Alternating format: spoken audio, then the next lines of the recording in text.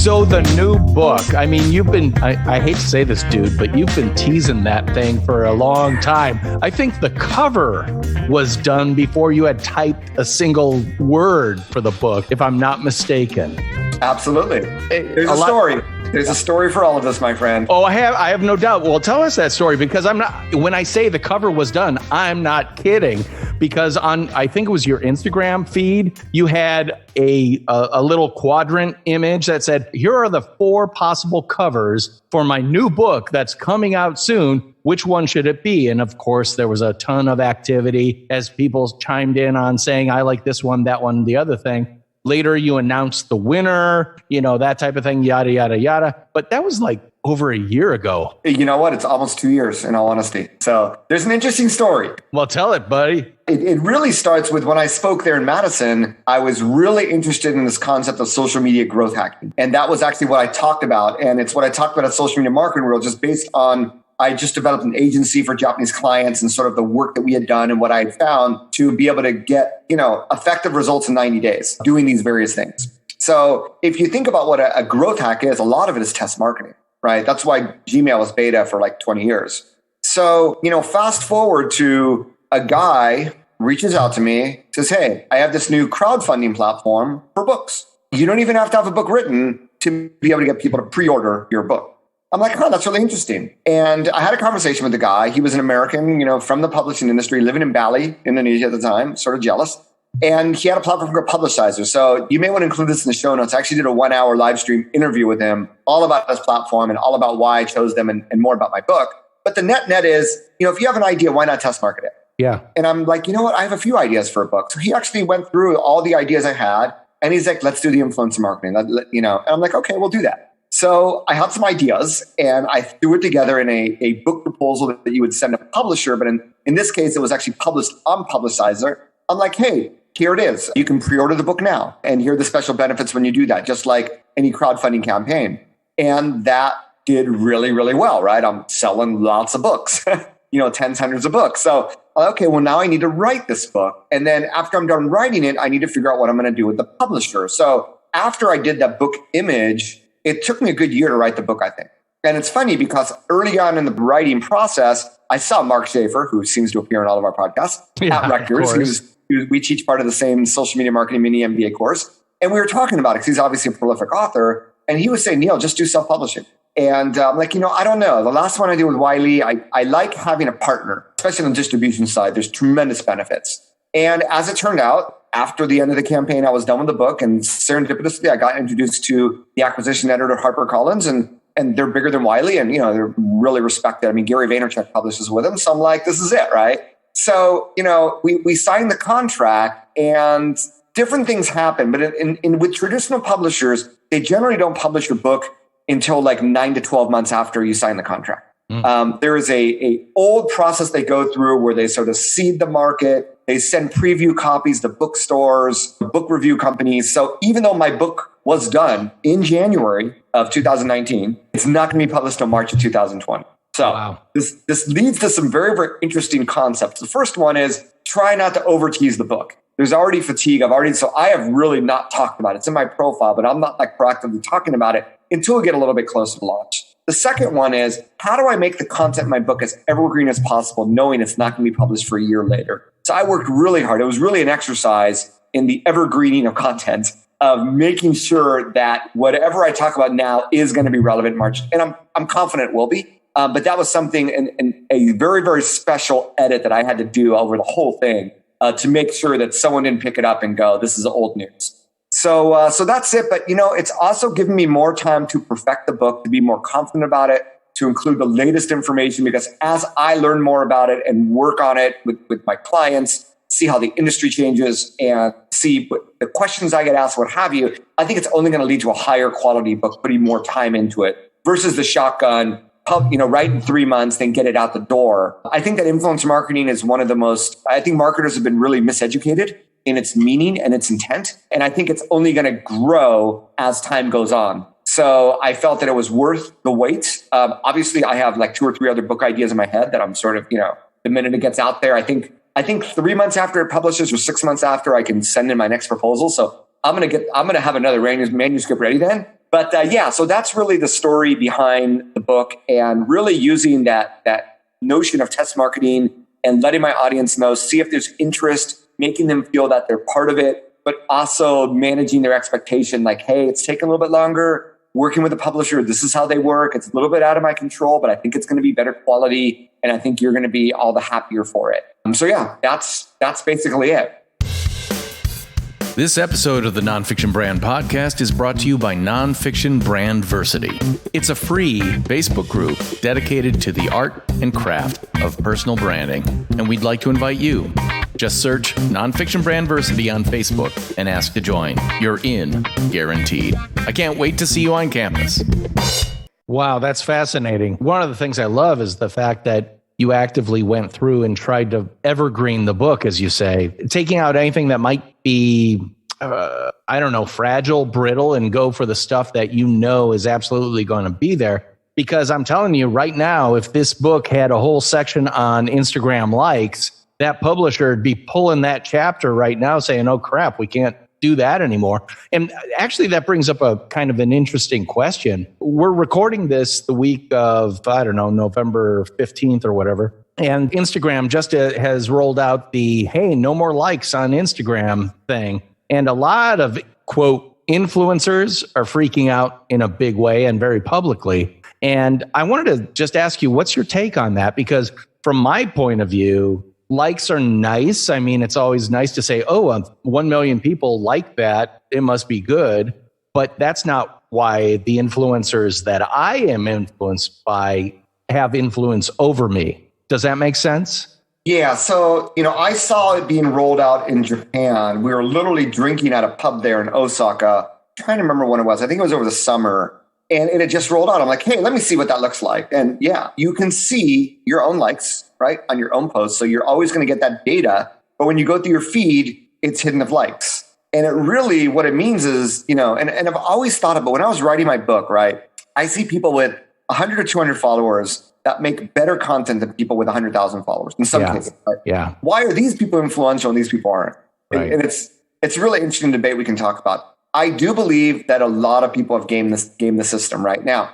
I know that Instagram taking away the likes is less about sort of, influencer fraud and more about teenagers and children and making sure they're not just going after the likes. And I think that's a very, very positive thing. I don't, because it has become a big thing and, so-and-so liked my picture, but they didn't like yours. I don't know. Right. And, my daughter is 14 now. I finally let her get started on Instagram as a freshman in high school. And so I sort of see it. On the other hand, it does change the game because very, very interestingly, it affects influencer fraud because influencers would buy likes or they would engage in pods in order to get likes. Now, they can still do that with comments, right? So maybe comments replaces likes as the way that you can publicly look at the engagement. Obviously, if there's a particular post where they have a brand relationship in Instagram and Facebook, tools are there so that the brand can see that. But it does make it even harder to identify who an influencer might be. And I'm not sure what's going to be interesting is those influencer tools and all the other social tools, are they going to be able to get access to likes per post? I don't know the answer to that yet. If the tools get access to it, there still will be a way for influencer marketers. But yes, it is going to, I am going to assume that people that you follow that might have less influence but are equally good as content creators are going to start to get a little bit more engagement than those that just have a lot of followers that you may not remember, but you don't see, you don't see the likes. So there is going to be a psychological thing to it. Now, the way the algorithm works is if you get a lot of likes, you're still going to show up at the top of the feed. So that aspect is not going to change, but it will have a subtle impact on, especially on the influencer marketing industry. But, I think in general, the way the role of influencers hasn't changed. It does affect the identification. I still think that people, assuming they're an influencer, they remember the face, they're going to look at the content. It's still going to have the same effect, whether or not the likes are being shown. But there will be a portion where they don't see the number of likes that psychologically, if they see a lot of likes, they just don't even think and like it. Or if they don't see many likes, they're like, this might be a little shady. But I think that part does go away. So it will affect engagement. So how much is yet to be told. But I still think that, when I was writing the book on influencer marketing, it was driven by people asking me about it when I spoke. It was the number one question I got asked. And as I as I work with my clients and everything, okay, as a digital marketer, what can you do? You have your website, right? So you got your SEO, you got your pay-per-click, you have your email marketing, you have social, right? Well, now you have paid social. What else can you do? Well, you clearly have a line item for influencers. So Estee Lauder just 3 months ago announced that 75% of their marketing budget was going into influencer marketing. So once you start using influencers as a line item and you figure out a way to measure its impact, it begins to be really, really interesting. Whether or not they take away the likes is really irrelevant from the long-term holistic perspective of leveraging partners. Now, Estee Lauder is obviously focusing on the Instagrams, but B2B companies can be leveraging influencers the same way. Podcast hosts often leverage influencers to invite them to be on their podcast. Maybe the influencer will then share that podcast with their community, right? This is all part of influencer marketing. Reaching out to bloggers, those are influencers. Reaching out to affiliates, those are influencers. So when you redefine influencer marketing, you realize that we've been doing this for a lot longer than we think. And it's not just about Instagrammers carrying handbags with 1 million followers and getting paid $20,000 per post. It's reaching out to that blogger, asking for a link or inviting to be on a podcast or writing a blog post saying, hey, can you give me 5 minutes for your opinion? Right? It's the same concept. You're trying to leverage someone else's audience to expose your brand or your digital entity or your product to that audience. Well, let's back up to real fundamental levels. And there's a lot there. So well, exactly. And I think a lot of people know what influencers are. I think a lot of people think they know what influencers are. What's your definition of an influencer? So influencers they're people that obviously have influence. Now, because it's hard to measure offline influence, when we talk about influencer marketing from a digital perspective, we talk about people that have a digital presence that have influence. So a digital presence could be a blog, it could be a podcast, it could be a YouTube channel, it could be a LinkedIn profile, it could be an Instagram profile. These are people that, number one, have an online profile. Number two, have a community, right? And because they have an online profile and they have a community, chances are they're a content creator, right? Even if they're sharing other people's content, adding their own opinion, and they are a content creator and at least a content publisher, we can say. Most influencers are content creators. So now we get to, well, how big do you need to be an influencer? I mean, when my blog didn't have much traffic, I already had people reaching out to me asking for links or interviews or what have you, because I was focused on the niche that they wanted to get into. And what we found, 20 years ago, DP, we were all watching, 30 years ago, we were all watching the same TV channels. Right. At ABC, NBC, CBS. Cable satellite really didn't exist. We were all reading the same newspapers, nationally syndicated. There were only a few. We were all reading Time Magazine, Newsweek, People, what have you. Today, everyone's all over the place. So what's happening is severe audience fragmentation. The same reason why I finally found out about Brandon Gailey, his podcast, even though this dude's been getting 2 million visitors to his website every month, right? So we all have our own tribes. It's all fragmented. And therefore, it really depends on your industry. But what brands and marketers have realized is they don't have to have 1 million followers to have influence over a niche community. So part of it is how niche do you want to go? And the more niche you get, the smaller those communities inherently become. So in the influencer marketing industry, it's really interesting. They've always defined influence based on number of followers. And at some point, like 5 years ago, hey, the micro influencer, they only have 10,000 followers. And I talked to a few different influencer marketing tool companies. They go, well, we only index people once they hit 10,000 followers on Instagram.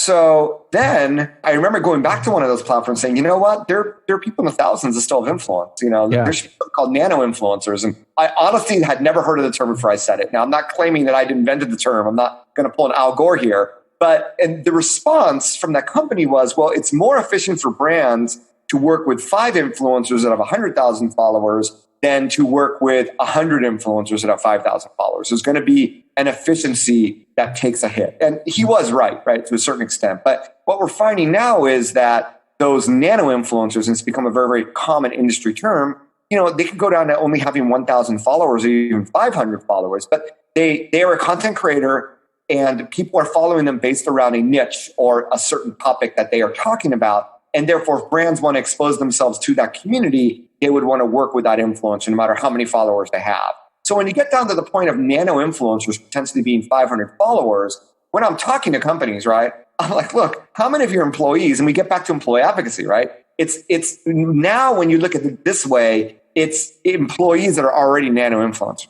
Yeah. So really, employee advocacy failed because employees were not treated as influencers. When you treat employees as influencers, and by the way, what about your customers? How many of them are nano influencers? How many of your followers, without you knowing, are nano influencers? It reinvents the entire thing, because influence truly is everywhere, right? How much influence they have on what niche subject or community is another topic for debate. But influence truly is everywhere. And it's really easy for companies to get started doing this. I think a lot of them already have been. But it really gets back to, for those that did not listen to our previous episode together, shame on you, because we talked about the importance of human relationships. It gets back to the human relationships. Because every influencer, once you start getting to the micro, the nano, right? The people that are like the 100,000, some of them have bought followers. Some of them engage in pods to boost their likes and comments.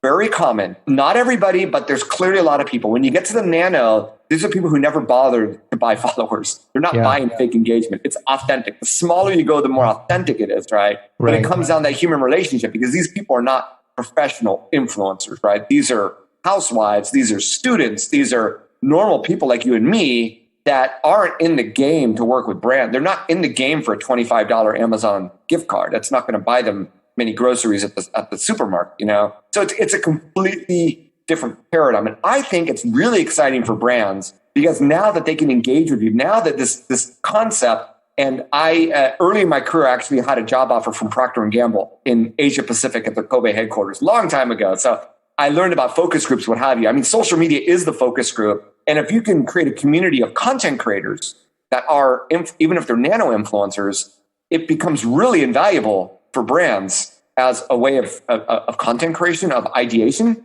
of having community leaders and being able to tap into their experience, their know-how, their knowledge of the market. It becomes an incredible, valuable asset for those brands that get it. Most brands still see influencer marketing as a one-time transaction relationship. I say it's a marriage, it's a long-term relationship, and the longer term the relationship, the more benefits for both parties there are. And these are some of the core concepts I cover in my book. And hopefully for those marketers listening, they completely do a reset on how they've thought about influencer marketing. People normally don't think of it this way, but when you do think of it this way, and then you look at how your organic social gets no reach, you look at paid social getting more and more expensive. Let's take some of that paid social budget and invest it in relationships.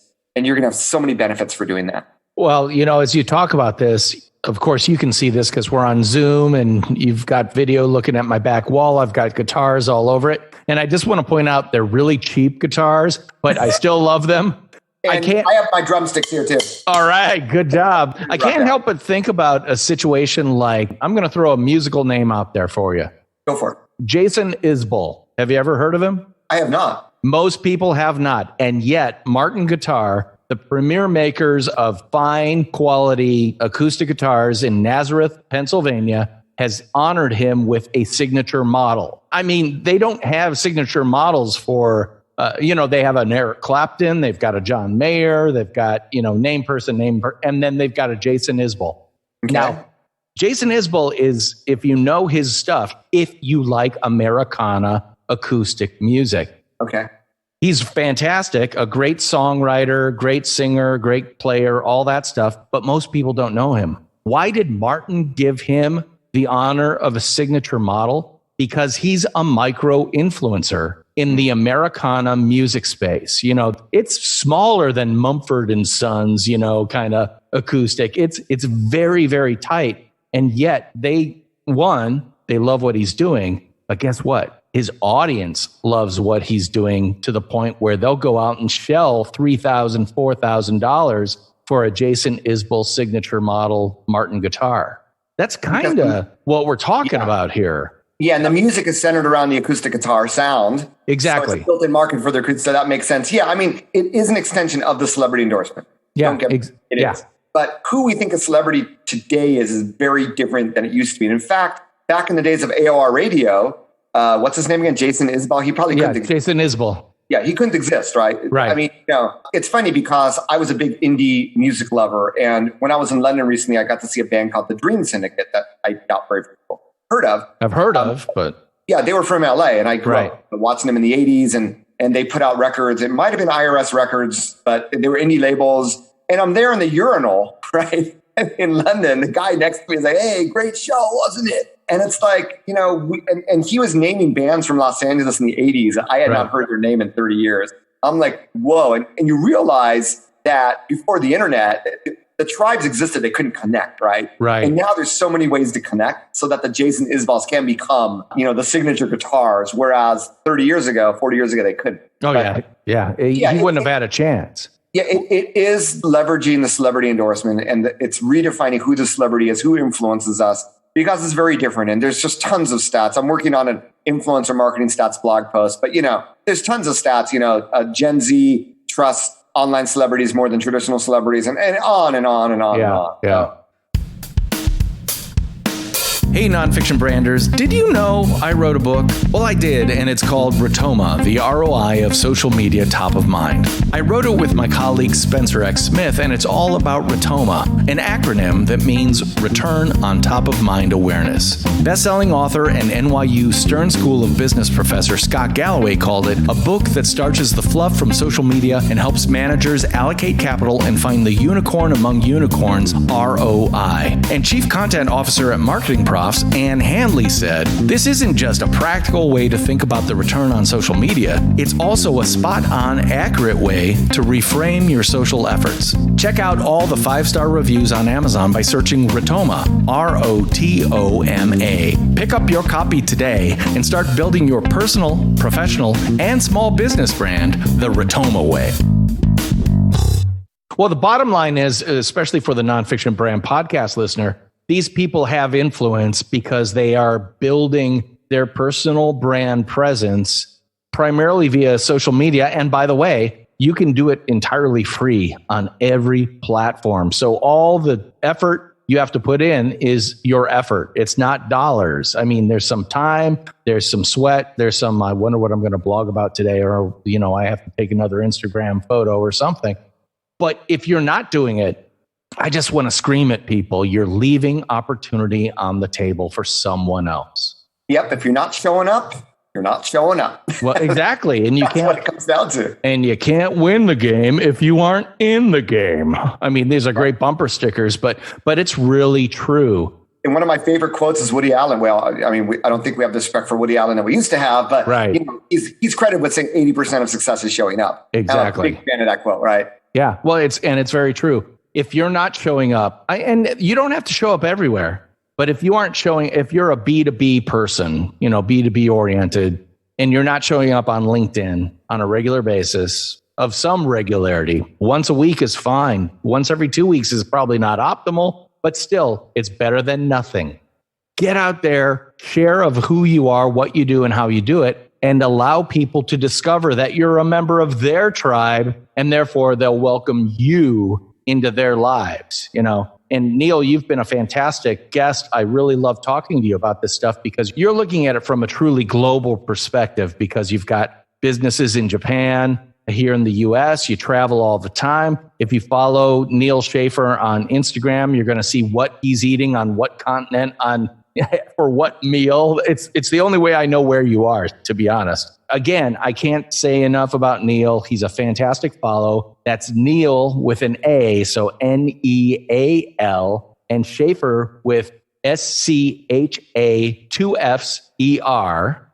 Double FER. Yep, double FER. That's right. And follow him at nealschaffer.com. Check him out on all the socials, which is your @ tag is at Neal Schaffer for the most part. Yep. At Neal Schaffer, spelled Neal the right way. And definitely follow him. And when's your book is coming out March of 2020? It is. It's already, if you go to Amazon and do a search for Neal Schaffer, you will see The Age of Influence. It's already available for pre-order. So it's real. It's legit. It's coming out. Everything we talked about is going to be in book form. It's going to include a lot more data. I'm a very data-driven marketer, and I'm assuming most listeners Nonfiction Brand podcast would be. So it's going to include a lot of data, dozens of case studies, a lot of stories, a lot of personal experiences as well. And I am going to cover that how to become more influential in social media. That's a really, really important part that I'm going to be doing a lot more talking about, because I think there's benefits to all of us to having a robust social presence. It benefits you in many, many different ways. And maybe that's a topic of a completely different podcast, but I'll stop there.